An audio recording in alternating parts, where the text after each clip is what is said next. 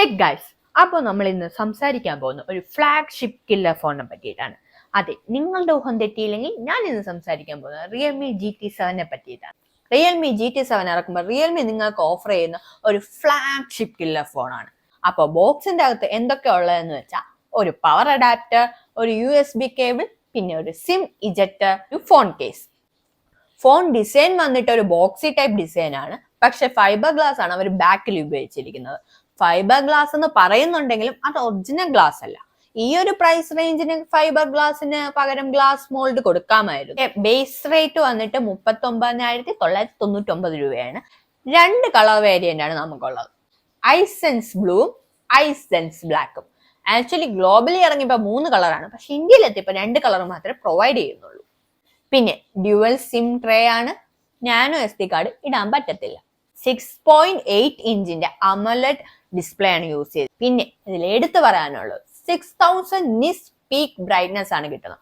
എന്ന് പറയുമ്പോൾ നിങ്ങൾ എത്ര സൂര്യപ്രകാശത്ത് പോയി നിന്നാലും നിങ്ങളുടെ സ്ക്രീൻ വെട്ടിത്തിളങ്ങും.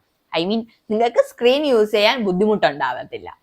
ഡിസ്പ്ലേയുടെ കാര്യം പറയുമ്പോൾ ഒരു കാര്യം കൂടെ എടുത്തു പറയാനുണ്ട്, rain water smart touch display ആണ് കൊടുത്തിരിക്കുന്നത്. അത് നിങ്ങൾക്ക് ഗെയിമിങ്ങിനും ഒരു ബെനിഫിറ്റ് ആണ്. എങ്ങനെയെന്നല്ലേ, 1 മണിക്കൂറോളം കളിച്ചുകൊണ്ടിരുന്നാലും നിങ്ങളുടെ കൈ വേർത്തിട്ട് അത് ടച്ച് വർക്ക് ആവാതിരിക്കുക, അങ്ങനെയുള്ള ഒരു പ്രശ്നം അവിടെ വരുന്നില്ല. കാരണം ഈ ഡിസ്പ്ലേ ആയതുകൊണ്ട് തന്നെ ഇച്ചിരി നനവൊക്കെ ഒന്നും ഏക്കത്തില്ല.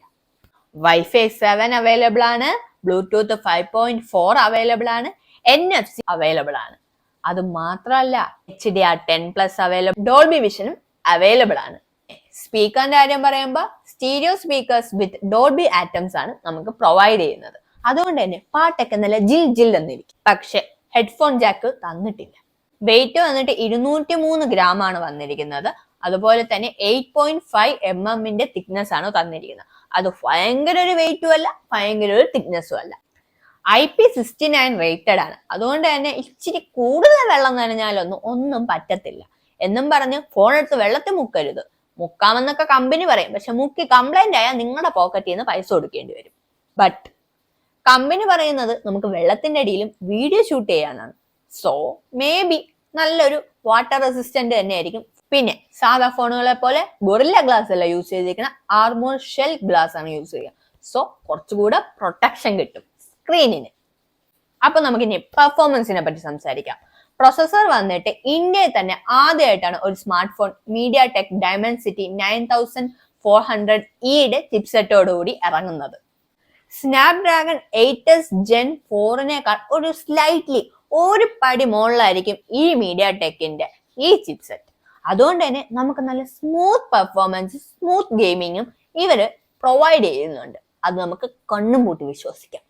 റിയൽമി UI 6 ആണ് ഓടിക്കൊണ്ടിരിക്കുന്നത്, Android 15 ആണ് ഇപ്പോൾ അവൈലബിൾ ആയിട്ടുള്ളത്. ഗെയിമിംഗ് ഒക്കെ തന്നെ ഫോണിൽ നല്ല സ്മൂത്ത് ആയിട്ടാണ് റൺ ആവുന്നത്. അൾട്രാ എക്സ്ട്രീം മോഡ് വരെയായിട്ട് BGMI നമുക്ക് കളിക്കാൻ പറ്റും. അത് മാത്രമല്ല ഫോണുകാർ പ്രൊവൈഡ് ചെയ്യുന്നത് എന്ന് പറയുന്നത് 6 മണിക്കൂറോളം 120 FPS ട്രാക്ക് ചെയ്യാൻ പറ്റുന്നതാണ്. FPS നമുക്ക് ട്രാക്ക് ചെയ്യാനുള്ള അവൈലബിലിറ്റി ഫോണിൽ അവൈലബിൾ ആണ്. പക്ഷേ ഇപ്പൊ ചില യൂസേഴ്സ് നോട്ട് ചെയ്യുന്നത് 120 FPS സ്റ്റേബിൾ ആയിട്ട് കിട്ടുന്നില്ല എന്നും, അതുപോലെ തന്നെ ഒരു 1-1.5 മണിക്കൂർ നമ്മൾ കണ്ടിന്യൂസ്ലി കളിക്കുകയാണ് അല്ലെങ്കിൽ ഫോൺ യൂസ് ചെയ്യുകയാണെങ്കിൽ ചെറിയ ഹീറ്റിംഗ് ഇഷ്യൂസും നോട്ട് ചെയ്യുന്നുണ്ട്. അവിടെയും ഉണ്ട് ഒരു പക്ഷെ. കാരണം റിയൽമി അതാത് സമയത്ത് അവരുടെ സോഫ്റ്റ്വെയർ അപ്ഡേറ്റ് വഴി എല്ലാ പ്രശ്നങ്ങളും മാറ്റുമെന്ന് നമുക്ക് പ്രതീക്ഷിക്കാം. കാരണം പല ഫോണുകളും ആദ്യം ഇറങ്ങുമ്പോൾ ചെറിയ ചെറിയ ഇഷ്യൂസ് പിൽക്കാലങ്ങളിലെ സോഫ്റ്റ്വെയറോടുകൂടി മാറ്റി വരുന്നുണ്ട്. അതുകൊണ്ട് റിയൽമിയും അങ്ങനെ ഒരു മാറ്റം നമുക്ക് തരാമെന്ന് വിചാരിക്കാം. കാരണം റിയൽമിയുടെ സോഫ്റ്റ്വെയർ അപ്ഡേറ്റ് ഒക്കെ പക്കയാണ്. അപ്പൊ ഇനി നമുക്ക് സ്റ്റോറേജിനെ പറ്റി സംസാരിക്കാം. 2 വേരിയൻസിന്റെ ആണ് വന്നിട്ടുള്ളത്, 8GB 12GB റാമും വിത്ത് LPDDR5X. ഇന്റർണൽ സ്റ്റോറേജിനെ പറ്റി പറയുമ്പോഴും 2 വേരിയൻസ് ആണ്, മെയിൻലി 256 512 UFS 4. അപ്പൊ നമുക്കിനി ക്യാമറയെ പറ്റി സംസാരിക്കാം. ട്രിപ്പിൾ ക്യാമറ സെറ്റപ്പ് ആണ് ബാക്കി വന്നിട്ടുള്ളത്.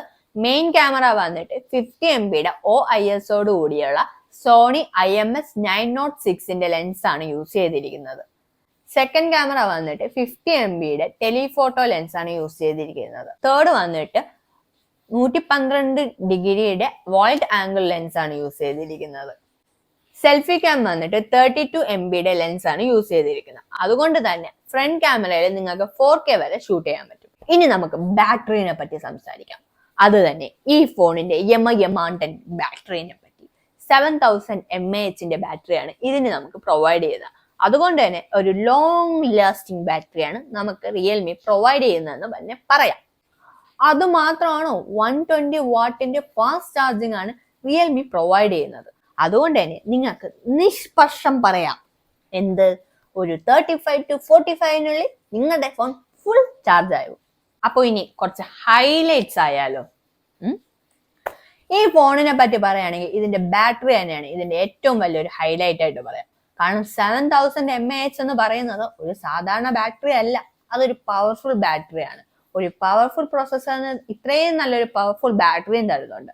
അതിനുള്ള വെയിറ്റ് നമുക്ക് ഫോൺ തരുന്നില്ല. രണ്ടാമത്തെ ഇതിന്റെ ഹൈലൈറ്റ് ഇതിന്റെ ബ്രൈറ്റ്നെസ്. ഇതിന്റെ പീക്ക് ബ്രൈറ്റ്നെസ് വന്നിട്ട് 6000 nits ആണ്. അതൊരു വളരെ വലിയൊരു നേട്ടമാണ്. കാരണം ഈ സൂര്യൻ ഇങ്ങനെ ഉദിച്ച് ഇപ്പോഴല്ല, ഇപ്പൊ ഒടുക്കത്തെ മഴയാണ്, എന്നാലും സൂര്യൻ ഉദിച്ചു നിൽക്കുന്ന സമയത്ത് ഇത്രയും നല്ലൊരു ബ്രൈറ്റ്നെസ് തരാന്ന് പറയുന്നത് വളരെ നല്ലൊരു കാര്യമാണ്. പിന്നെ മൂന്നാമത്തെ ഹൈലൈറ്റ്, ഇത് ഞാൻ വീഡിയോയുടെ തുടക്കത്തിൽ പറഞ്ഞില്ലെങ്കിലും ഒടുക്കത്തിൽ പറയാൻ വേണ്ടി ഒളിപ്പിച്ചു വെച്ചൊരു സാധനമുണ്ട്. അത് തന്നെ ഏത്, ഞാൻ പറയാം. ഈ ഫോണ് ഒരു ഗ്രാഫൈൻ കവർ ഐസെൻസ് ഡിസൈൻ ആണ് കൊടുത്തിരിക്കുന്നത്. എന്ന് പറഞ്ഞു കഴിഞ്ഞാൽ ഗ്രാഫൈൻ ലെയർ ഈ ഫോണിന് പ്രൊവൈഡ് ചെയ്തിട്ടുണ്ട്. എന്തിനെന്നാൽ ഇപ്പൊ ഞാൻ നേരത്തെ പറഞ്ഞ പോലെ ചില ഹീറ്റിംഗ് ഇഷ്യൂസ് റിപ്പോർട്ട് ചെയ്തിട്ടുണ്ട്. അത് സോഫ്റ്റ്വെയർ വഴി അവർ മാറ്റും. എങ്കിലും അതിനു മുമ്പ് ഇങ്ങനത്തെ വരുന്ന ഹീറ്റിംഗ് ഇഷ്യൂസിന് ഒരു ലിമിറ്റ് വരെ തടയാനുള്ള ഒരു പ്രൊട്ടക്ഷൻ ലെയർ ആയിട്ടാണ് ഈ ഗ്രാഫൈൻ ലെയർ യൂസ് ആവുന്നത്. എത്രമേൽ ഇത് ചൂടാവോ അതുപോലെ തന്നെ ഇത് കൂളാക്കാനും ഈ ഗ്രാഫൈൻ ലെയർ നമ്മളെ സഹായിക്കും. പിന്നെ നാലാമത്തത് ഇതിന്റെ AI ഫീച്ചേഴ്സ്. ഇതിന്റെ AI ഫീച്ചേഴ്സ് ഒക്കെ ഒന്നിനൊന്നും മെച്ചമാണ്. എന്ന് വെച്ച് കഴിഞ്ഞാൽ ഒരു പർട്ടിക്കുലർ മനുഷ്യന് ആവശ്യമായിട്ടുള്ള എല്ലാ AIയും ഈ ഫോണിൽ കൊടുത്തിട്ടുണ്ട്. ഗാലറിക്കാണെങ്കിൽ ഗാലറിയിൽ AIs ഉണ്ട്, AI ഇറേസർ ഉണ്ട്, AI ഗ്ലെയർ റിമൂവർ ഉണ്ട്. പിന്നെ നിങ്ങൾക്ക് എന്തൊക്കെ AI ചെയ്യാൻ പറ്റും അതൊക്കെ അവർ ഗാലറിയിൽ കൊടുത്തിട്ടുണ്ട്. AI ഗെയിം കോച്ച് ഉണ്ട്. നിങ്ങൾ എങ്ങനെ കളിക്കണം എങ്ങനെ കളിക്കണ്ട എന്നൊന്നും പറഞ്ഞു തരാനായിരിക്കില്ല, എങ്കിലും നിങ്ങൾ കളിക്കുമ്പോൾ നിങ്ങളുടെ ഫോൺ ഹീറ്റ് ആവുന്നുണ്ടോ ഇല്ലയോ എന്നൊക്കെ വാർണിംഗ് തരാൻ ഈ കോച്ച് സഹായിക്കും. ഒരു AI പ്ലാനർ ഉണ്ട്. നിങ്ങൾ എന്നെ പോലെ ലൈഫിൽ ഒരു പ്ലാനും ഇല്ലാതെ വട്ടം തിരിഞ്ഞ് നടക്കുകയാണ് എങ്കിൽ നിങ്ങൾക്ക് ഈ AI പ്ലാനർ കൊണ്ട് നിങ്ങളുടെ ലൈഫിലുള്ള ഇമ്പോർട്ടന്റ് കാര്യങ്ങൾ നോട്ട് ചെയ്യാൻ പറ്റും. ഇപ്പോ എന്തെങ്കിലും ഫങ്ഷൻസ് ആണെങ്കിൽ അങ്ങനെ, ഇപ്പൊ ബർത്ത്ഡേസ് ആണെങ്കിൽ അങ്ങനെ, എന്തും നിങ്ങൾക്ക് ഇതിൽ നോട്ട് ചെയ്യാൻ പറ്റും. ഇപ്പൊ ബാക്കിയുള്ള ഫോണുകളിൽ കൊടുക്കുന്ന പോലെ ജെമിനി ഉണ്ട്, AI ട്രാൻസ്ലേറ്റർ ഉണ്ട്, സർക്കിൾ സെർച്ച് ഉണ്ട്, അങ്ങനത്തെ കുഞ്ഞു AIസും ഇതിന് അവൈലബിൾ ആണ്. ഇനി നമുക്ക് കുറച്ച് ഡ്രോബാക്സ് ആയാലോ. അത് തന്നെ ഇതിന്റെ ഫസ്റ്റ് ഡ്രോബാക്ക് ആയിട്ട് എനിക്ക് തോന്നിയത് ഇതിനൊരു ഹെഡ്ഫോൺ ജാക്ക് ഇല്ല എന്നാണ്. ഒരു 3.5 mm ഹെഡ്ഫോൺ ജാക്ക് കൊടുക്കാമായിരുന്നു. രണ്ടാമത്തത് ഇതിനൊരു നാനോ SD കാർഡ് ഇടാൻ പറ്റത്തില്ല.